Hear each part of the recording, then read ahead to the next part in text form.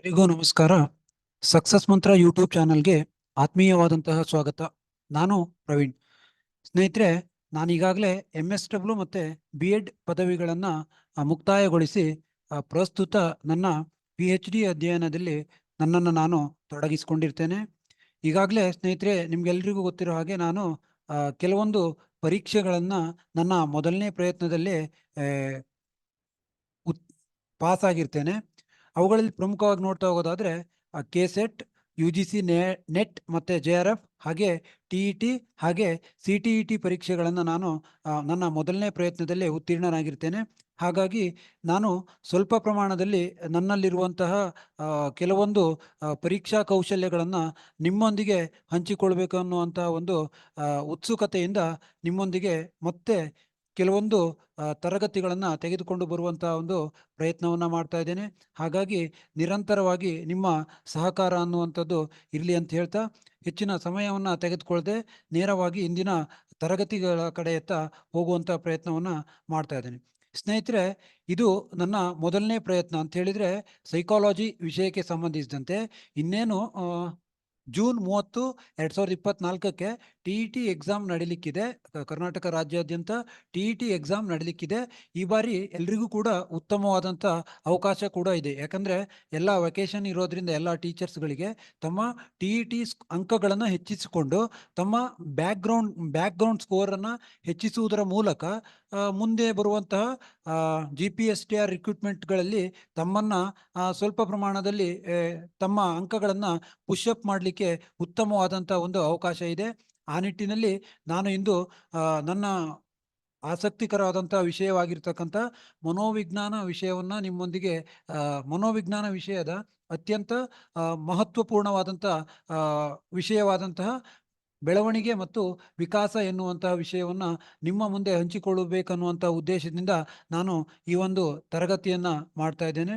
ಎಲ್ರಿಗೂ ಗೊತ್ತು, ಬಹುತೇಕ ಯಾವುದೇ ಪ್ರಶ್ನೆ ಪತ್ರಿಕೆಯನ್ನು ನೋಡ್ತಾ ಹೋಗೋದಾದ್ರೂ ಕೂಡ ಬೆಳವಣಿಗೆ ಮತ್ತು ವಿಕಾಸ ಅಂದರೆ ಗ್ರೋತ್ ಆ್ಯಂಡ್ ಡೆವಲಪ್ಮೆಂಟ್ ಅಂತ ಏನು ಕರಿತೀವಿ, ಆ ಟಾಪಿಕ್ನ ಮೇಲೆ CTET ಆಗಿರ್ಬೋದು ಹಾಗೆ TET ಪರೀಕ್ಷೆ ಆಗಿರ್ಬೋದು ಅತಿ ಹೆಚ್ಚಿನ ಪ್ರಶ್ನೆಗಳು ಬರೋದನ್ನು ನಾವು ನೋಡ್ತಾ ಹೋಗೋದು. ಅದು ಅದರ ಮೀನಿಂಗ್ಗಳ ಮೇಲಾಗಿರ್ಬೋದು, ಪ್ರಿನ್ಸಿಪಲ್ಸ್ಗಳ ಮೇಲಾಗಿರ್ಬೋದು, ಡಿಫ್ರೆನ್ಸ್ಗಳ ಮೇಲಾಗಿರ್ಬೋದು. ಆದರೆ ಇಲ್ಲಿ ನಾವು ಮಾಡಬೇಕಾಗಿರೋ ಕೆಲಸ ಇಷ್ಟೇ, ಕೇವಲ ಬೆಳವಣಿಗೆ ಮತ್ತು ವಿಕಾಸ ಅಂತ ಹೇಳಿದರೆ ಏನು, ಅದರ ಅರ್ಥವನ್ನು ತಿಳ್ಕೊಂಡ್ರೆ ಸಾಕಾಗ್ತದೆ. ಯಾವುದೇ ಕ್ವಶನನ್ನು ಕೇಳಿದ್ರು ಕೂಡ ಸುಲಭವಾಗಿ ಆನ್ಸರನ್ನು ಮಾಡುವಂಥ ಒಂದು ಕೆಪಾಸಿಟಿಯನ್ನು ಬೆಳೆಸ್ಕೊಳ್ಬೋದು. ಯಾಕಂತ ಹೇಳಿದರೆ ಈ ಒಂದು ಕಾನ್ಸೆಪ್ಟ್ ಮೇಲೆ ಪ್ರತಿಯೊಂದು ಪ್ರಶ್ನೆ ಪತ್ರಿಕೆಯಲ್ಲೂ ಕೂಡ, ಅಂದರೆ ಪ್ರಶ್ನೆ ಪತ್ರಿಕೆ 1, ಪ್ರಶ್ನೆ ಪತ್ರಿಕೆ 2, ಕನಿಷ್ಠ 2 ಕ್ವಶನ್ಗಳು ಇರ್ತವೆ. ಹೆಚ್ಚಿನದಾಗಿ 3 ಬರ್ಬೋದು, 4 ಬರ್ಬೋದು, ಮತ್ತು ಅದಕ್ಕಿಂತ ಹೆಚ್ಚಿನ ಪ್ರಶ್ನೆಗಳು ಕೂಡ ಪೆಡಗಾಗಿ ಭಾಗವಾಗಿಯೂ ಕೂಡ ಬರುವಂಥ ಸಾಧ್ಯತೆಗಳು ಹೆಚ್ಚಾಗಿವೆ. ಹಾಗಾಗಿ ಎಲ್ಲರೂ ಕೂಡ ಈ ಸೈಕಾಲಜಿಯಲ್ಲಿ ಅಥವಾ ಮನೋವಿಜ್ಞಾನ ವಿಷಯದಲ್ಲಿ ಬರ್ತಕ್ಕಂಥ ಬೆಳವಣಿಗೆ ಮತ್ತು ವಿಕಾಸ ಅನ್ನುವಂಥ ಒಂದು ಕಾನ್ಸೆಪ್ಟ್ಗಳನ್ನು ಕ್ಲಿಯರ್ ಮಾಡಿಕೊಂಡು ಎಕ್ಸಾಮ್ ಹಾಲ್ಗೆ ಹೋದರೆ ಅತ್ಯಂತ ಸೂಕ್ತ ಅನಿಸ್ತದೆ ಅಂತಕ್ಕಂಥದ್ದು ನನ್ನ ಅಭಿಪ್ರಾಯ. ಹಾಗೆ ಮೊದಲನೇದಾಗಿ ಬೆಳವಣಿಗೆ ಅಂತಂದ್ರೇನು ಮತ್ತು ವಿಕಾಸ ಅಂತಂದ್ರೇನು. ಬೆಳವಣಿಗೆ ಅಂತಂದ್ರೆ ಏನಂದ್ರೆ, ಇಲ್ಲಿ ವ್ಯಕ್ತಿಯೊಬ್ಬನ ದೈಹಿಕ ಸಂರಚನೆಯಲ್ಲಿ ಉಂಟಾಗುವಂತಹ ಹೆಚ್ಚಳವನ್ನು ಅಥವಾ ದೈಹಿಕವಾಗಿ ವ್ಯಕ್ತಿಯಲ್ಲಿ ಉಂಟಾಗುವಂತಹ ಒಂದು ಬದಲಾವಣೆಗಳನ್ನು ನಾವೇನಂತ ಕರಿತೀವಿ ಅಂತಂದ್ರೆ ಬೆಳವಣಿಗೆ ಅಂತೇಳಿ ಕರಿತೀವಿ. ಅಂತಂದ್ರೆ ಇಲ್ಲಿ ಬೆಳವಣಿಗೆಯನ್ನು ನಾವೇನು ಮಾಡ್ಬೋದಪ್ಪ ಅಂತ ಹೇಳಿದ್ರೆ, ಈಸಿಯಾಗಿ ಅಂದರೆ ದೈಹಿಕವಾಗಿ ವ್ಯಕ್ತಿಯಲ್ಲಿ ಹುಟ್ಟಿದಾಗಿಂದ ನಾವು ನೋಡ್ತಾ ಹೋಗ್ಬೋದು.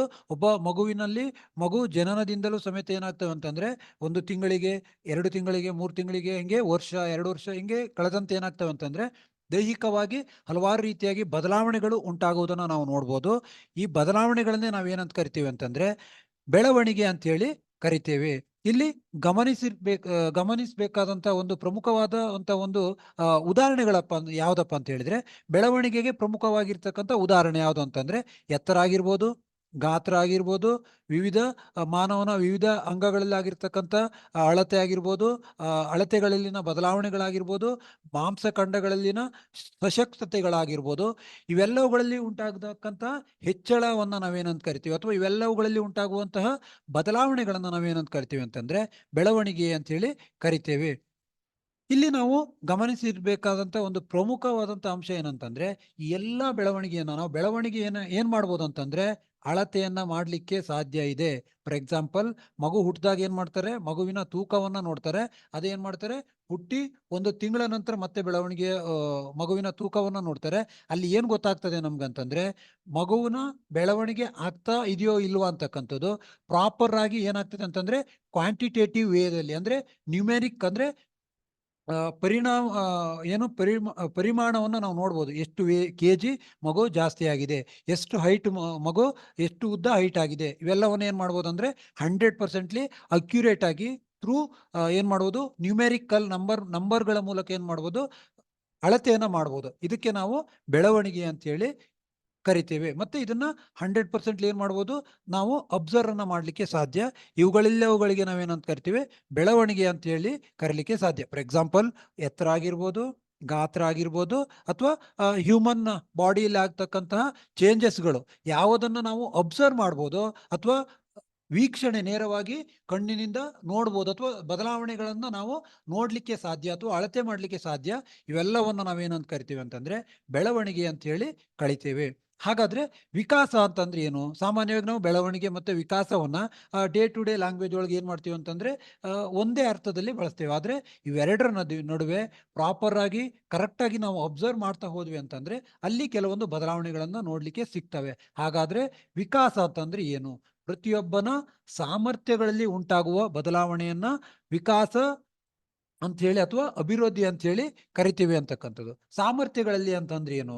ಫಾರ್ ಎಕ್ಸಾಂಪಲ್, ಉದಾಹರಣೆ ನೋಡ್ಬೋದು, ಮಗುವಿನ ಭಾಷೆಗಳಲ್ಲಿನ ಹೆಚ್ಚಳ, ಆಲೋಚನೆ ಸಾಮರ್ಥ್ಯದಲ್ಲಿನ ಹೆಚ್ಚಳ, ಚಿಂತನೆಗಳಲ್ಲಿನ ಬದಲಾವಣೆ, ಅಥವಾ ಆತನ ಸೋಷಲೈಸೇಷನ್, ಸಾಮಾಜೀಕರಣ, ಅಥವಾ ಡಿಸಿಷನ್ ಟೇಕಿಂಗ್ ಏನು ಕೆಪಾಸಿಟಿ ಇರ್ತಲ್ಲ, ಇವುಗಳಲ್ಲೇನೋ ಬದಲಾವಣೆಗಳನ್ನ ಏನಂತ ಕರಿತೀವಿ ನಾವು, ವಿಕಾಸ ಅಂತ ಹೇಳಿ ಕರಿತೇವೆ. ಹಾಗಾದ್ರೆ ಬೆಳವಣಿಗೆ ಮತ್ತು ವಿಕಾಸ ಇವೆರಡು ಏನು ವ್ಯತ್ಯಾಸ ಇಲ್ಲಿ? ವಿಕಾಸ ಅಂತಂದ್ರೆ ವಿಕಾಸವನ್ನ ಏನ್ ಮಾಡ್ಲಿಕ್ಕೆ ಸಾಧ್ಯ ಇಲ್ಲ, ಅಳತೆ ಮಾಡ್ಲಿಕ್ಕೆ ಸಾಧ್ಯ ಇಲ್ಲ. ಏನ್ ಮಾಡ್ಬೋದು, ಮಗುವಿನಲ್ಲಿ ಆಗಿರ್ತಕ್ಕಂಥ ಕೆಲವೊಂದು ಬದಲಾವಣೆಗಳನ್ನ ನೋಡ್ಬೋದು. ಅಂದ್ರೆ ಆತನ ಭಾಷೆಯಲ್ಲಿನ ಬದಲಾವಣೆಗಳನ್ನ ನೋಡ್ಬೋದು, ಆತನ ಸೋಷಲೈಸೇಷನ್ ಅಲ್ಲಿ ಬದಲಾವಣೆಗಳನ್ನಾಗಿರ್ಬೋದು ನೋಡ್ಬೋದು, ಆತನ ಡೇ ಟು ಡೇ ಬಿಹೇವಿಯರ್ಸ್ ಅಲ್ಲಿ ಬದಲಾವಣೆಗಳನ್ನ ನೋಡ್ಬೋದು. ಆದ್ರೆ ಬೆಳವಣಿಗೆಯನ್ನ ನಾವು ಏನ್ ಮಾಡ್ಬೋದಪ್ಪ ಅಂತ ಹೇಳಿದ್ರೆ ಪ್ರಾಪರ್ ಆಗಿ ಅಳತೆ ಮಾಡ್ಲಿಕ್ಕೆ ಸಾಧ್ಯ, ಮಾಪನಗಳ ಮೂಲಕ ಅಳತೆ ಮಾಡ್ಲಿಕ್ಕೆ ಸಾಧ್ಯ. ಆದ್ರೆ ಇಲ್ಲಿ ವಿಕಾಸವನ್ನ ಏನ್ ಮಾಡ್ಲಿಕ್ಕೆ ಸಾಧ್ಯ ಇಲ್ಲ ಅಂತ ಹೇಳಿದ್ರೆ ಅದನ್ನ ಪ್ರಾಪರ್ ಆಗಿ ಅಳತೆ ಮಾಡ್ಲಿಕ್ಕೆ ಸಾಧ್ಯ ಇಲ್ಲ ಅಂತಕ್ಕಂಥದ್ದನ್ನ ಎಲ್ರು ನೆನಪಲ್ಲಿ ಇಟ್ಕೊಂಡಿರ್ಬೇಕು. ಇವೆರಡು ಕಾನ್ಸೆಪ್ಟ್ಗಳು ಇಷ್ಟೇ. ಬೆಳವಣಿಗೆಯನ್ನ ಏನ್ ಮಾಡ್ಬೋದು ನಾವು ಕರೆಕ್ಟ್ ಆಗಿ 100% ಆಗಿ ಅಕ್ಯುರೇಟ್ ಆಗಿ ಅಳತೆಯನ್ನ ಮಾಡ್ಲಿಕ್ಕೆ ಸಾಧ್ಯ. ಅದೇ ವಿಕಾಸನ ಏನ್ ಮಾಡ್ಲಿಕ್ಕೆ ಸಾಧ್ಯ ಇಲ್ಲ, ಅಳತೆಯನ್ನ ಮಾಡ್ಲಿಕ್ಕೆ ಸಾಧ್ಯ ಇಲ್ಲ. ಅಥವಾ ಒಂದು ಭಾಷೆಗಳ ಮೂಲಕ ಅದನ್ನ ಹೇಳ್ಬೋದು. ಅಂದ್ರೆ ಮಗುವಿನ ಭಾಷೆಯಲ್ಲಿ ಏನಾಗಿದೆ ಅಂತಂದ್ರೆ ಮಗು ಉತ್ತಮವಾದಂತ ಲ್ಯಾಂಗ್ವೇಜ್ ಅಥವಾ ಕಮ್ಯುನಿಕೇಶನ್ ಸ್ಕಿಲ್ಸ್ ಅನ್ನ ತುಂಬಾ ಡೆವಲಪ್ಮೆಂಟ್ ಆಗಿದಾವೆ, ಅಥವಾ ಕಮ್ಯುನಿಕೇಶನ್ ಅಂದ್ರೆ ಸಂವಹನ ಕೌಶಲ್ಯಗಳಲ್ಲಿ ಬದಲಾವಣೆಗಳನ್ನ ನೋಡ್ತೇವೆ ಅಂತ ಹೇಳಿ ಬದಲಾವಣೆ ನೋಡ್ತಾ ಇದೀವಿ ಅಂತ ಹೇಳ್ಬೋದು. ಆದ್ರೆ ಎಷ್ಟು ಬದಲಾವಣೆಯನ್ನ ನೋಡ್ತಾ ಇದೀವಿ ಅಂತ ಹೇಳಿ 100% ಆಗಿ ಅಕ್ಯುರೇಟ್ ಆಗಿ ಹೇಳಲಿಕ್ಕೆ ಸಾಧ್ಯ ಇಲ್ಲ. I hope you all get this concept ಅಂತ ಹೇಳಿ ನಾನು ತಿಳ್ಕೊಳ್ತಾ ಇದ್ದೇನೆ.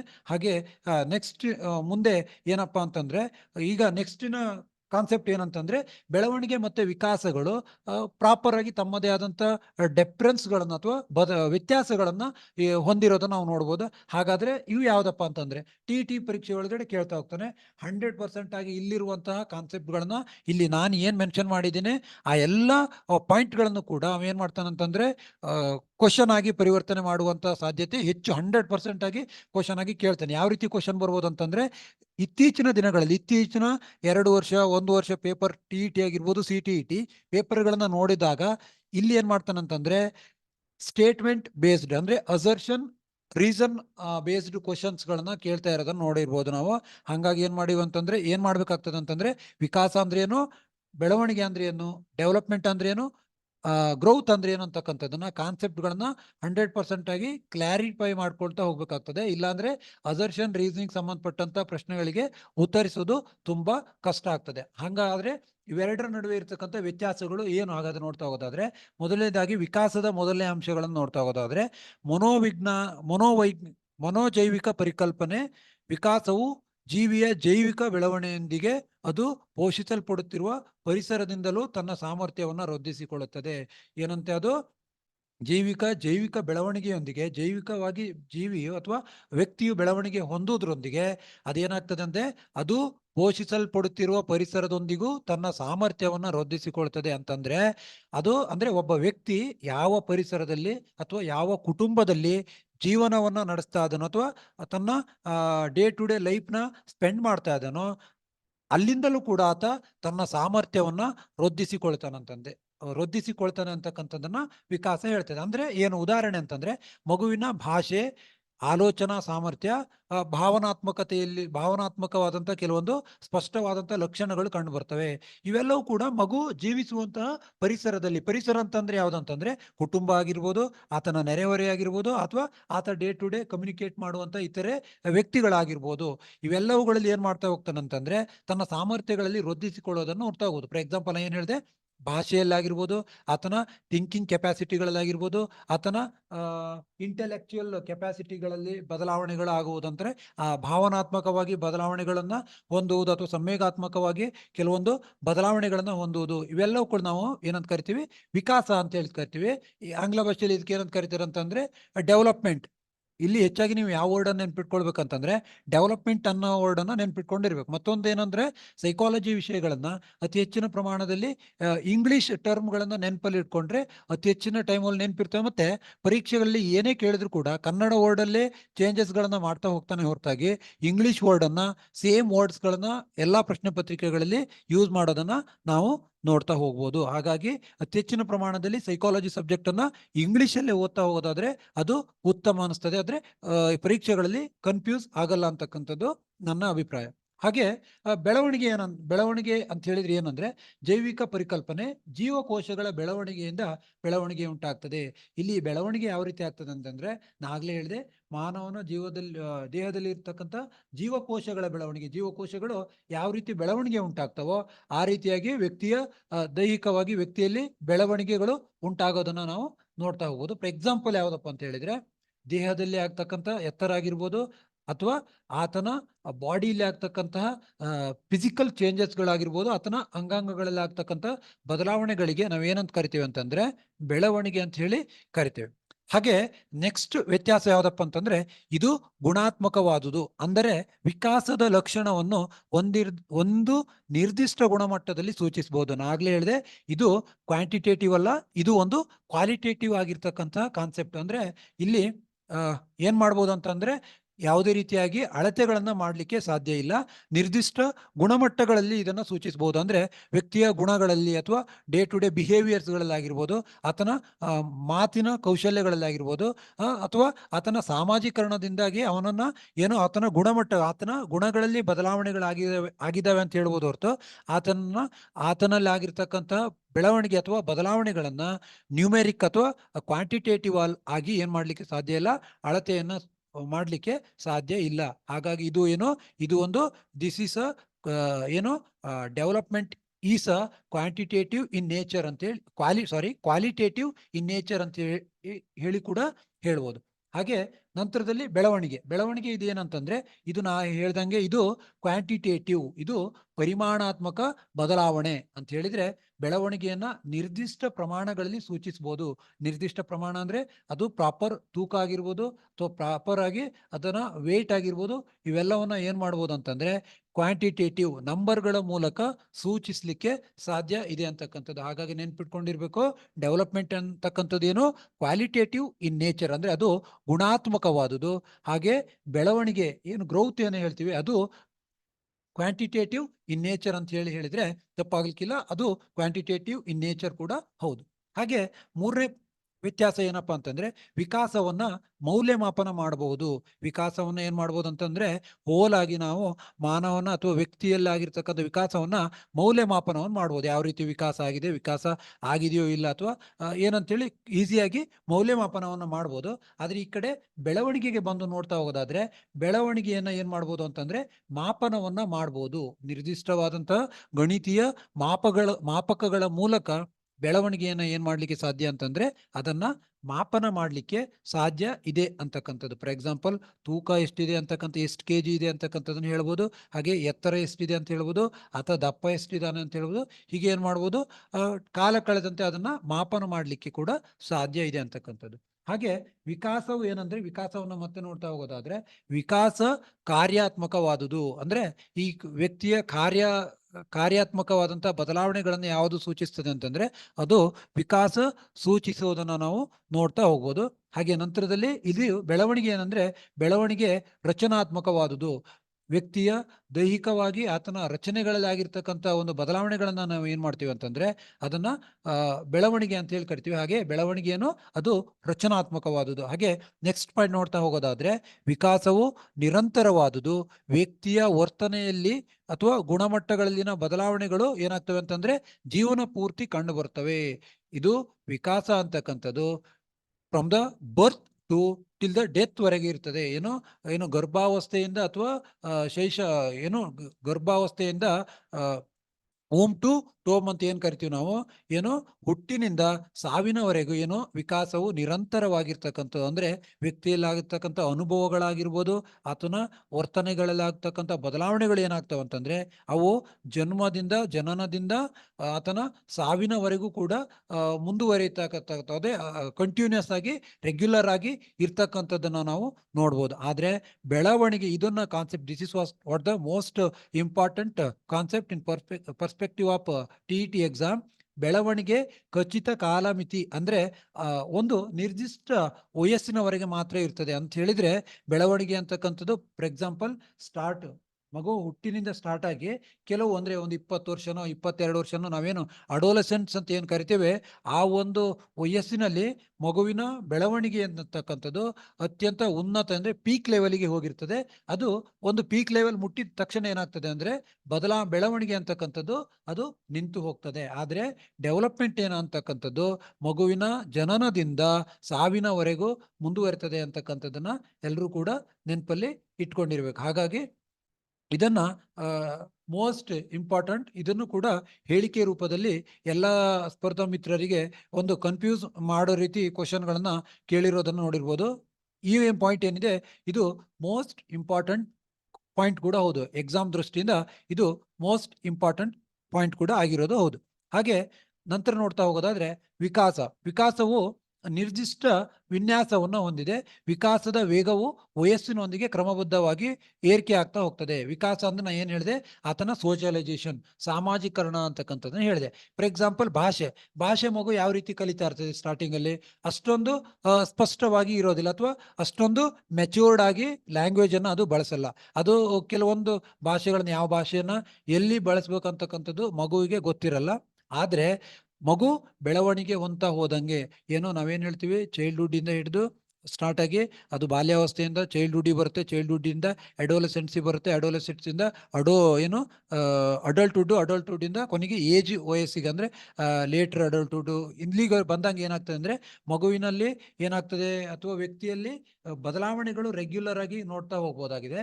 ಆದ್ರೆ ಇಲ್ಲಿ ಬೆಳವಣಿಗೆಯಲ್ಲಿ ಆಗ್ತದೆ ಅಂದ್ರೆ ಬೆಳವಣಿಗೆಯ ವೇಗ ವಿಭಿನ್ನ ಹಂತಗಳಲ್ಲಿ ಭಿನ್ನವಾಗಿರುತ್ತದೆ. ಅಂದರೆ ಬೆಳವಣಿಗೆಯ ಒಂದೊಂದು ಹಂತಗಳಲ್ಲಿಯೂ ವೇಗ ಹೆಚ್ಚು ಅಥವಾ ಕಡಿಮೆ ಆಗಬಲ್ಲದು. ಅಂದ್ರೆ ಬೆಳವಣಿಗೆಯ ವೇಗ ಡಿಫ್ರೆಂಟ್ ಆಗಿರ್ತದೆ. ಅಂದ್ರೆ ನಾವು human growth and developmental stages ಅಂತ ಏನ್ ಕರಿತೀವಿ, ಮಾನವನ ಬೆಳವಣಿಗೆಯ ಹಂತಗಳು ಅಂತ ಏನ್ ಕರಿತೀವಿ, ಎಲ್ಲಾ ಹಂತಗಳಲ್ಲಿ ಒಂದೇ ರೀತಿಯಾಗಿರಲ್ಲ. ಮಗುವಿನ ಬೆಳವಣಿಗೆ ಅಂತಕ್ಕಂಥದ್ದು ಒಂದು ಹಂತದವರೆಗೆ ನಿಂತ್ಕೊಳ್ತೆ. ಫಾರ್ ಎಕ್ಸಾಂಪಲ್, ಅಡೋಲೆಸೆಂಟ್ ಸ್ಟೇಜ್ಗೆ ಹೋದ ತಕ್ಷಣ ಒಂದು ಪೀಕ್ ಲೆವೆಲ್ ಆಗಿ ಹೋಗಿ ಅದು ನಿಲ್ತತೆ. ಆದ್ರೆ ಅದು ವಿಭಿನ್ನ ಹಂತಗಳಲ್ಲಿ ಭಿನ್ನವಾಗಿರ್ತದೆ. ಅಂದ್ರೆ ಚೈಲ್ಡ್ಹುಡ್ ಅಲ್ಲಿ ಸ್ವಲ್ಪ ಪ್ರಮಾಣದಲ್ಲಿ ಇರ್ತದೆ, ಲೇಟರ್ ಚೈಲ್ಡ್ಹುಡ್ ಅಲ್ಲಿ ಇನ್ನೂ ಸ್ವಲ್ಪ ಡಿಫ್ರೆಂಟ್ ಆಗಿ ಹೆಚ್ಚು ಕಡಿಮೆ ಆಗ್ತಾ ಹೋಗ್ತದೆ. ಆದರೆ ಅಡೋಲೆಸೆಂಟ್ ಸ್ಟೇಜ್ ಅಲ್ಲಿ ಹೋದ ತಕ್ಷಣ ಏನಾಗ್ತದೆ ಅಂತಂದ್ರೆ ಅದು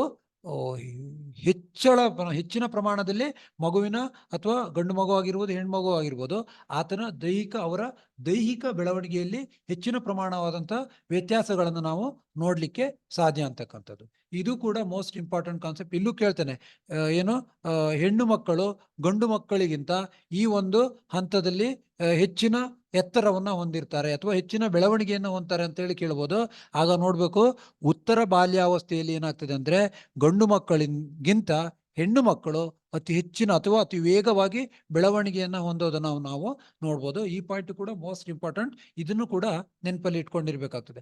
ಹಾಗೆ ಎರಡನೇ ಪಾಯಿಂಟ್, ಇಲ್ಲಿ ನೆಕ್ಸ್ಟ್ ಪಾಯಿಂಟ್ ನೋಡ್ತಾ ಹೋಗೋದಾದ್ರೆ, ವಿಕಾಸವನ್ನು ವರ್ತಮಾನದ ಲಕ್ಷಣಗಳನ್ನಾಧರಿಸಿ ಭವಿಷ್ಯತ್ತಿನ ಲಕ್ಷಣಗಳನ್ನು ಊಹಿಸಬಹುದು. ಅಂತಂದ್ರೆ ಮಗು ಅಂದ್ರೆ ವಿಕಾಸ ಅಂದ್ರೆ ಮಗು ಏನು ಆತನ ಬಿಹೇವಿಯರ್ ಆಗಿರ್ಬೋದು. ಇವತ್ತೇನಾದ್ರೂ ಬಿಹೇವಿಯರ್ಸ್ಗಳು ಚೆನ್ನಾಗಿದ್ದು ಅಂತಂದ್ರೆ ಮಗು ಏನ್ ಮಾಡ್ಬೋದು, ಭವಿಷ್ಯದಲ್ಲಿ ಏನಾಗ್ಬೋದು, ಆತ ಉತ್ತಮ ವ್ಯಕ್ತಿಯಾಗಿ ಮಾರ್ಪಾಡಾಗುವಂತ ಲಕ್ಷಣಗಳು ಆತನ ಏನು ಸ್ಟಾರ್ಟಿಂಗಲ್ಲೇ ಆತನ ವರ್ತನೆಗಳನ್ನು ನಾವು ನೋಡೋದ್ರ ಮೂಲಕ ಏನ್ ಮಾಡಬಹುದು, ಆತ ಮುಂದೆ ಯಾವ ರೀತಿ ಇರ್ತಾನೆ ಅಂತಕ್ಕಂಥದನ್ನ ಊಹೆ ಮಾಡ್ಲಿಕ್ಕೆ ಅಥವಾ ಪ್ರೆಡಿಕ್ಟ್ ಮಾಡ್ಲಿಕ್ಕೆ ಸಾಧ್ಯ ಅಂತಕ್ಕಂಥದ್ದನ್ನ ಯಾವ್ದು ಹೇಳ್ತದೆ, ವಿಕಾಸ ಹೇಳ್ತದೆ. ಆದ್ರೆ ಈ ಬೆಳವಣಿಗೆಯನ್ನು ನಾವ್ ಏನ್ ಮಾಡ್ಲಿಕ್ಕೆ ಸಾಧ್ಯ ಇಲ್ಲ ಅಂತಂದ್ರೆ ಮೊದಲೇ ಊಹಿಸ್ಲಿಕ್ಕೆ ಸಾಧ್ಯ ಇಲ್ಲ. ಬೆಳವಣಿಗೆ ಮಗು ಇಷ್ಟೇ ಬೆಳವಣಿಗೆ ಆಗ್ತದೆ ಅಂತಕ್ಕಂಥದ್ದು ಮೊದಲೇ ಯಾರಿಂದಲೂ ಕೂಡ ಊಹೆ ಮಾಡ್ಲಿಕ್ಕೆ ಸಾಧ್ಯ ಇಲ್ಲ ಅಂತಕ್ಕಂಥದ್ದನ್ನ ನಾವು ನೋಡ್ಬೋದು. ಹಾಗೆ ವಿಕಾಸವನ್ನ ಏನ್ ಮಾಡ್ಬೋದು ಅಂದ್ರೆ ನಿರ್ದೇಶಿಸಬಹುದು ಮತ್ತೆ ನಿಯಂತ್ರಿಸಬಹುದು. ವಿಕಾಸ ಏನಾಗಿರ್ತದೆ, ಮಗುವಿನ ವಿಕಾಸ ಪೇರೆಂಟ್ಸ್ ಕಡೆ ಇರ್ತದೆ, ಅವರ ಟೀಚರ್ಸ್ ಕಡೆ ಇರ್ತದೆ. ಯಾವ ರೀತಿ ಅದನ್ನ ನಿರ್ದೇಶಿಸಬಹುದು, ನಿಯಂತ್ರಿಸಬಹುದು ಅಂದ್ರೆ ವಿಕಾಸವನ್ನ ನಾವು ಮಗುವಿನ ವಿಕಾಸದಲ್ಲಿ ನಾವು ಚೇಂಜಸ್ಗಳನ್ನ ಕೂಡ ಮಾಡಬಹುದು. ಫಾರ್ ಎಕ್ಸಾಂಪಲ್ ಏನು ಗಿಡವಾಗಿ ಬಗ್ಗದೆ ಮರವಾಗಿ ಬಗ್ಗಿತು, ಗಿಡವಾಗಿ ಬಗ್ಗದು ಮರವಾಗಿ ಬಗ್ಗೀತೆ ಅಂತಕ್ಕಂಥ ಗಾದೆಯನ್ನು ಕೊಡ್ತೀವಿ. ಗಿಡ ಇದ್ದಾಗಲೇ ಏನೋ ಗಿಡನ ನೇರವಾಗಿ ಹೋಗುವಂತೆ ಅಥವಾ ಸರಿಯಾಗಿ ಅಂಕುಡೊಂಕು ಹೋಗದೇನೆ ಸರಿಯಾಗಿ ನೇರವಾಗಿ ಬೆಳೆಸ್ತಾ ಹೋದ್ರೆ ಅದೇನ ಆಗ್ತದೆ ಅಂತಂದ್ರೆ ಮರವಾದಾಗ್ಲೂ ಕೂಡ ಪರ್ಫೆಕ್ಟ್ ಆಗಿ ಪ್ರಾಪರ್ ಆಗಿ ಇರ್ತದೆ. ಹಂಗೆಯೇ ಇಲ್ಲಿ ಡೆವಲಪ್ಮೆಂಟ್ ಏನ್ ಮಾಡ್ಬೋದು ಅಂದ್ರೆ ಉತ್ತಮವಾದ ಶಿಕ್ಷಣ ಆಗಿರ್ಬೋದು, ತರಬೇತಿ ಆಗಿರ್ಬೋದು, ಉತ್ತಮವಾದಂಥ ಸಂಸ್ಕೃತಿಗಳ ಕಲಿಕೆ ಆಗಿರ್ಬೋದು, ಉತ್ತಮವಾದಂಥ ಎನ್ವಿರಾನ್ಮೆಂಟ್ ಅನ್ನ ಕೊಡೋದ್ರ ಮೂಲಕ ಏನ್ ಮಾಡ್ಬೋದು ಅಂತಂದ್ರೆ ವಿಕಾಸವನ್ನ ನಾವು ನಮ್ಗೆ ಯಾವ ರೀತಿ ಬೇಕೋ, ಮಗುವಿನ ಪೇರೆಂಟ್ಸ್ ಆದವರು ಮಗುವಿಗೆ ಯಾವ ರೀತಿ ಬೆಳವಣಿಗೆಯನ್ನ ನಾವು ನಿರೀಕ್ಷಿಸ್ತೇವೋ ಆ ರೀತಿಯ ವಿಕಾಸವನ್ನ ನಾವು ಯಾವ ರೀತಿ ನಿರೀಕ್ಷಿಸ್ತೇವೋ ಆ ರೀತಿಯಾಗಿ ಏನ್ ಮಾಡ್ಬೋದು, ಅದನ್ನ ಬದಲಾವಣೆಗಳನ್ನ ಅಥವಾ ಚೇಂಜ್ ಅನ್ನ ಮಾಡ್ಲಿಕ್ಕೆ ಇಲ್ಲಿ ಸಾಧ್ಯ ಇದೆ. ಹಾಗೆ ನಂತರದಲ್ಲಿ ನೋಡ್ತಾ ಹೋದಾದ್ರೆ ಬೆಳವಣಿಗೆಯನ್ನ ನಿರ್ದೇಶಿಸಲು ಅಥವಾ ನಿಯಂತ್ರಿಸಲು ಸಾಧ್ಯವಿಲ್ಲ.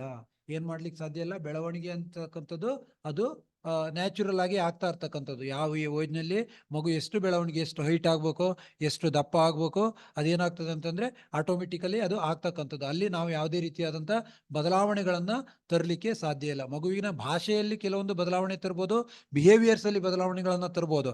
ಆದ್ರೆ ಬೆಳವಣಿಗೆ ಅಂತಕ್ಕಂಥದ್ದು ಫಿಸಿಕಲ್ ಅಲ್ಲಿ ಆಗ್ತಕ್ಕಂಥ ಚೇಂಜಸ್ಗಳನ್ನ ಯಾವುದೇ ರೀತಿಯಾಗಿ ನಮ್ಮ ಕಂಟ್ರೋಲ್ ಅಲ್ಲಿ ಇರ್ಲಿಕ್ಕೆ ಸಾಧ್ಯ ಇಲ್ಲ, ಮತ್ತೆ ಅವು ನಮ್ಮ ಕಂಟ್ರೋಲ್ ಅಲ್ಲಿ ಇರಲ್ಲ, ಅಥವಾ ನಾವು ಅವನ್ನ ನಿರ್ದೇಶಿಸಲು ಅಥವಾ ನಿಯಂತ್ರಣವನ್ನು ಮಾಡಲಿಕ್ಕೆ ಸಾಧ್ಯ ಇಲ್ಲ ಅಂತಕ್ಕಂಥದ್ದು ಎಲ್ಲರೂ ಕೂಡ ನೆನಪಲ್ಲಿ ಇಟ್ಕೊಂಡಿರ್ಬೇಕು. ಹಾಗೆ ನೆನಪು ನೋಡ್ತಾ ಹೋದಾದ್ರೆ ವಿಕಾಸವು ಬೆಳವಣಿಗೆಯನ್ನ ತರದಿರಬಹುದು. This is what the most important ಏನು ಪಾಯಿಂಟ್. ಇದು ಎಲ್ಲರೂ ಕೂಡ ಇದನ್ನ ನೆನಪಲ್ಲಿ ಇಟ್ಕೊಂಡಿರ್ಬೇಕು. ಇದನ್ನ ಅರ್ಥವನ್ನ ಕೂಡ ಮಾಡ್ಕೊಳ್ಬೇಕು. ಬೆಳವಣಿಗೆ ಏನ್ ಮಾಡ್ಬೋದು, ವಿಕಾಸವು ಏನ್ ಮಾಡ್ಬೋದು, ಬೆಳವಣಿಗೆಯನ್ನ ತರದಿರಬಹುದು. ಅಥವಾ ನೆಕ್ಸ್ಟ್ ನೋಡ್ಬೋದು, ಬೆಳವಣಿಗೆ ವಿಕಾಸವನ್ನು ಉಂಟು ಮಾಡದೆ ಇರಬಹುದು. ಅಂದ್ರೆ ಇದ್ರ ಅರ್ಥ ಏನಂದ್ರೆ ಮಗು ಎಷ್ಟೇ ವಿಕಾಸ ಹೊಂದದೆ, ಆದ್ರೆ ಬೆಳವಣಿಗೆ ಹೊಂದಂಗೆ ಮಗು ವಿಕಾಸ ಹೊಂದದೆ ಅಂತಕ್ಕಂಥದ್ದನ್ನ ಹೇಳಲಿಕ್ಕೆ ಸಾಧ್ಯ ಇಲ್ಲ. ಮಗು ಹೈಟ್ ಆಗದೆ ಇರ್ಬೋದು, ಅಥವಾ ಮಗು ಕುಬ್ಜ ಆಗಿರ್ಬೋದು, ಸಣ್ಣ ಇರ್ಬೋದು, ವೀಕ್ ಇರ್ಬೋದು, ಆದ್ರೆ ಅದರಲ್ಲಿ ನಾಲೆಡ್ಜ್ಗಳಾಗಿರ್ಬೋದು, ಆತನಲ್ಲಿ ಉತ್ತಮವಾದಂತಹ ಏನು ಪ್ರಾಬ್ಲಮ್ ಸಾಲ್ವಿಂಗ್ ಸ್ಕಿಲ್ಸ್ ಆಗಿರ್ಬೋದು, ಆತನ ಬಿಹೇವಿಯರ್ಸ್ಗಳಾಗಿರ್ಬೋದು, ಇವೆಲ್ಲವೂ ಕೂಡ ಏನಾಗಿರ್ತವೆ, ಉತ್ತಮವಾಗಿರ್ತವೆ. ಆದ್ರೆ ಅವೆಲ್ಲ ಉತ್ತಮವಾಗಿದ್ರೆ ಅವೆಲ್ಲವೂ ಕೂಡ ಬೆಳವಣಿಗೆಯನ್ನ ತರ್ತವೆ ಅಂತ ಹೇಳಲಿಕ್ಕೆ ಸಾಧ್ಯ ಇಲ್ಲ. ಫಾರ್ ಎಕ್ಸಾಂಪಲ್ ನಾವು ಇಲ್ಲಿ ಏನ್ ನೋಡ್ಬೋದು ಅಂದ್ರೆ ಮಗು ಉತ್ತಮವಾಗಿ ಬೆಳವಣಿಗೆಯನ್ನು ಹೊಂದಿರ್ಬೋದು. ಅಂದ್ರೆ ಯಾವ ಏಜಿಗೆ ಎಷ್ಟು ಬೆಳವಣಿಗೆ ಹೊಂದಬೇಕು, ಎಷ್ಟು ತೂಕ ಇರ್ಬೇಕು, ಎಷ್ಟು ಹೈಟ್ ಇರ್ಬೇಕು, ಅಷ್ಟು ಇರ್ಬೋದು. ಅಷ್ಟೆಲ್ಲ ಹೈಟ್ ಇದ್ರೂ ಕೂಡ ಏನಾಗಿರ್ತದೆ, ಅದು ಉತ್ತಮವಾದಂಥ ಬುದ್ಧಿವಂತ ಆಗಿರ್ತಾನೆ ಅಂತ ಹೇಳಲಿಕ್ಕೆ ನಾವು ಸಾಧ್ಯ ಇಲ್ಲ. ಏನಾಗಿರ್ಬೋದು, ಉತ್ತಮವಾದ ಬೆಳವಣಿಗೆ ಹೊಂದವ ಏನು ವಿಕಾಸವನ್ನ ಹೊಂದೇನು ಕೂಡ ಇರ್ಬೋದು. ಹಾಗಾಗಿ ವಿಕಾಸವು ಬೆಳವಣಿಗೆಯನ್ನ ತರದಿರ್ಬೋದು. ವಿಕಾಸ ಏನ್ ಮಾಡ್ತದೆ ಅಂತ ಹೇಳಲಿಕ್ಕೆ ಸಾಧ್ಯ ಇಲ್ಲ, ಬೆಳವಣಿಗೆಯನ್ನ ತರ್ತದೆ ಅಂತಕ್ಕಂಥದ್ದನ್ನ ಹೇಳಲಿಕ್ಕೆ ಸಾಧ್ಯ ಇಲ್ಲ. ಬೆಳವಣಿಗೆಯನ್ನ ಹೊಂದಿರದೇ ಇರ್ತಕ್ಕಂಥ ಮಗು ಕೂಡ ಉತ್ತಮವಾದಂಥ ಜ್ಞಾನವನ್ನ, ಉತ್ತಮವಾದಂಥ ಕೌಶಲ್ಯಗಳನ್ನು ಹೆಚ್ಚಿಸಿಕೊಳ್ಳಲಿಕ್ಕೆ ಸಾಧ್ಯ ಇರೋದನ್ನು ನೋಡ್ಬೋದು. ಹಾಗೆ ನೆಕ್ಸ್ಟ್ ಪಾಯಿಂಟ್, ಬೆಳವಣಿಗೆಯು ವಿಕಾಸವನ್ನು ಉಂಟು ಮಾಡದೇ ಇರ್ಬೋದು. ಇದನ್ನು ಕೂಡ ಅಬ್ಸರ್ವ್ ಮಾಡಬೇಕು. ಮಗು ಉತ್ತಮವಾಗಿ ಬೆಳವಣಿಗೆಯನ್ನು ಹೊಂದಿ, ಯಾವುದೋ ಒಂದು ವ್ಯಕ್ತಿ ಏನು ಒಂದು 70 kg ಇದ್ದಾನೆ, ಹಾಗೆ ಒಂದು 6 feet ಇದ್ದಾನೆ ಅಂದ ತಕ್ಷಣ ಆತನಲ್ಲಿ ಉತ್ತಮವಾದಂಥ ನಾಲೆಡ್ಜ್, ಉತ್ತಮವಾದಂಥ ಸ್ಕಿಲ್ಸ್ಗಳು ಇರ್ತವೆ ಅಂತ ಹೇಳಿ ನಾವು ಹೇಳಲಿಕ್ಕೆ ಸಾಧ್ಯ ಇಲ್ಲ ಅಂತಕ್ಕಂಥದ್ದು ಇದರ ಒಂದು ಅರ್ಥ. ಹಾಗೆ ಕೊನೆಯದಾಗಿ ನಾವು ನೋಡ್ತಾ ಹೋದಾದ್ರೆ ವಿಕಾಸವು ವಿಶಾಲ ಪರಿಕಲ್ಪನೆ, ಅದು ದೈಹಿಕ ಬದಲಾವಣೆ ಮತ್ತು ಮನೋಸಾಮರ್ಥ್ಯದ ಬುದ್ಧಿ ಎರಡನ್ನೂ ಒಳಗೊಂಡಿರ್ತದೆ. ವಿಕಾಸವೇನು ಮಾಡುತ್ತದೆ ಅಂತಂದ್ರೆ, ವಿಕಾಸವು ಒಂದು ವಿಶಾಲವಾದಂಥ ಪರಿಕಲ್ಪನೆ, ಅದು ದೈಹಿಕ ಬದಲಾವಣೆ ಮತ್ತು ಮನೋಸಾಮರ್ಥ್ಯದ ಸಾಮರ್ಥ್ಯದ ಬುದ್ಧಿ ಇವೆರಡನ್ನೂ ಕೂಡ ಒಳಗೊಂಡಿರ್ತದೆ. ವಿಕಾಸ ಅಂತಕ್ಕಂಥದ್ದು ಗ್ರೋತ್ ಮತ್ತೆ ಡೆವಲಪ್ಮೆಂಟು ಎರಡನ್ನೂ ತನ್ನೊಳಗೆ ಏನು ಒಳಗೊಂಡಿರ್ತದೆ ಅಂತಕ್ಕಂಥದ್ದು ಮಾತು. ಫೈನಲ್ ಆಗಿ ಏನ್ ನೆನ್ಪಿಟ್ಕೊಳ್ಬೇಕಂತಂದ್ರೆ, ಕ್ವಶನ್ ಅನ್ನ ಯಾವ ರೀತಿ ಕೇಳ್ತಾನೋ ಆ ರೀತಿ ನೀವು ಆನ್ಸರ್ಗಳನ್ನ ಮಾಡಿಫೈ ಮಾಡ್ಬೇಕಾಗ್ತದೆ. ವಿಕಾಸ ಅಂತಕ್ಕಂಥದ್ದು it's a part of development, growth and development also ಅಂತ ಹೇಳ್ಬೋದು. ಅಂದ್ರೆ ಇಲ್ಲಿ ನೋಡ್ಬೋದು, ಅದು ದೈಹಿಕ ಬದಲಾವಣೆ ಮತ್ತು ಮನೋಸಾಮರ್ಥ್ಯದಲ್ಲಾಗುವಂತ ಬದಲಾವಣೆ ಇವೆರಡನ್ನೂ ಕೂಡ ಒಳಗೊಂಡಿರ್ತಕ್ಕಂಥದ್ದೇ ವಿಕಾಸ ಅಂತ ಹೇಳ್ಬೋದು. ಪರ್ಟಿಕ್ಯುಲರ್ ಆಗಿ ವಿಕಾಸ ಅಂತ ಬಂದಾಗ ಅದು ಮಾನವನಲ್ಲಿ ಉಂಟಾಗುವಂತ ಕ್ವಾಲಿಟೇಟಿವ್ ಚೇಂಜಸ್ ಅಂತಾನೆ ಹೇಳ್ಬೋದು. ಅಂದ್ರೆ ಗುಣಾತ್ಮಕ ಬದಲಾವಣೆಗಳು ಅಂತ ಹೇಳ್ಬೋದು. ಹೋಲಾಗಿ ನಾವು ನೋಡ್ತಾ ಹೋಗೋದಾದ್ರೆ ವಿಕಾಸವು ಬೆಳವಣಿಗೆ ಮತ್ತೆ ವಿಕಾಸ ಎರಡನ್ನೂ ಕೂಡ ತನ್ನೊಳಗೆ ಒಳಗೊಂಡಿರೋದನ್ನ ನಾವು ನೋಡ್ಬೋದು. ಹಾಗೆ ಲಾಸ್ಟ್ ಆಗಿ ಬೆಳವಣಿಗೆ ವಿಕಾಸದ ಒಂದು ಭಾಗ. ಬೆಳವಣಿಗೆ ಏನು ವಿಕಾಸದ ಒಂದು ಭಾಗ. ಈ ಬೆಳವಣಿಗೆ ಏನಿದೆ ಅದು ನಾ ಏನ್ ಹೇಳಿದೆ ಈಗಾಗಲೇ ವಿಕಾಸದ ಒಂದು ಭಾಗವಾಗಿ ಇರತಕ್ಕಂಥದ್ದನ್ನ ನೋಡ್ತಾ ಹೋಗ್ಬೋದು. ಹಾಗೆ ಇವತ್ತಿಗೆ ಈ ಒಂದು ತರಗತಿಗೆ ಸಂಬಂಧಿಸಿದಂತೆ ಇಷ್ಟು. ಸ್ನೇಹಿತರೆ, ಮುಂದಿನ ತರಗತಿಗಳಲ್ಲಿ ಮುಂದೆ ಹೆಚ್ಚಿನ ಮಾಹಿತಿಯೊಂದಿಗೆ ಮತ್ತೆ ನಿಮ್ಮ ಮುಂದೆ ಬರ್ತೇನೆ. ಮುಂದಿನ ತರಗತಿಯಲ್ಲಿ ವಿಕಾಸದ ಏನು ತತ್ವಗಳನ್ನು, principles of growth and development, ಏನು ವಿಕಾಸ ಮತ್ತು ಬೆಳವಣಿಗೆ ಇದರ ಕೆಲವೊಂದು ತತ್ವಗಳಿದಾವೆ. ಅವು ಕೂಡ most important. For example cephalocaudal ಮತ್ತೆ proximodistal, principle of cephalocaudal and principle of proximodistal ಅಂತಕ್ಕಂತಹ ಶಿರೋಪಾದಾಭಿಮುಖ ತತ್ವ ಮತ್ತೆ ಕೇಂದ್ರ ಫರೀದಿ ತತ್ವ ಏನು ಇದಾವೆ, ಇವೆರಡು ಕೂಡ ಮೋಸ್ಟ್ ಇಂಪಾರ್ಟೆಂಟ್ ಕಾನ್ಸೆಪ್ಟ್ಗಳು. ಈ ಕಾನ್ಸೆಪ್ಟ್ಗಳ ಮುಂದೆ ನಿಮ್ಮ ಮುಂದೆ ಬರುವಂತ ಒಂದು ಪ್ರಯತ್ನವನ್ನ ಮಾಡ್ತೇನೆ. ಯಾರಿಗೆಲ್ಲ ತರಗತಿ ಇಷ್ಟ ಆಗ್ತದೆ, ತರಗತಿಯನ್ನ ಲೈಕ್ ಮಾಡಿ, ಮತ್ತೆ ನಿಮ್ಗೆ ಏನ್ ಅನಿಸ್ತದೆ ಅಥವಾ ನಿಮ್ಮದೇ ಆದಂಥ ಕೆಲವೊಂದು ಸಜೆಷನ್ಸ್ಗಳಿದ್ರೆ ಆ ಸಜೆಷನ್ಸ್ಗಳನ್ನ ಕಮೆಂಟ್ ಬಾಕ್ಸ್ನಲ್ಲಿ ಸಜೆಷನ್ ಮಾಡ್ರಿ. ಕಮೆಂಟ್ ಬಾಕ್ಸ್ ನಿಮ್ಮ ಸಜೆಷನ್ಸ್ಗಳಿಗೋಸ್ಕರನೇ ಯಾವಾಗಲೂ ಮುಕ್ತವಾಗಿರ್ತದೆ. ನಿಮ್ಮ ಸಹಕಾರ ಮತ್ತೆ ಸಪೋರ್ಟ್ ಇದೇ ರೀತಿಯಾಗಿ ಇರಲಿ. ಮುಂದಿನ ದಿನಗಳಲ್ಲಿ ಹೆಚ್ಚಿನ ತರಗತಿಗಳೊಂದಿಗೆ ಮತ್ತೆ ಇನ್ನೂ ಪರಿಣಾಮಕಾರಿಯಾದಂತಹ ವಿಷಯಗಳೊಂದಿಗೆ ನಿಮ್ಮ ಮುಂದೆ ಬರುವಂತಹ ಪ್ರಯತ್ನವನ್ನು ಮಾಡ್ತೇನೆ. ಎಲ್ಲರಿಗೂ ನಮಸ್ಕಾರ. Thank you.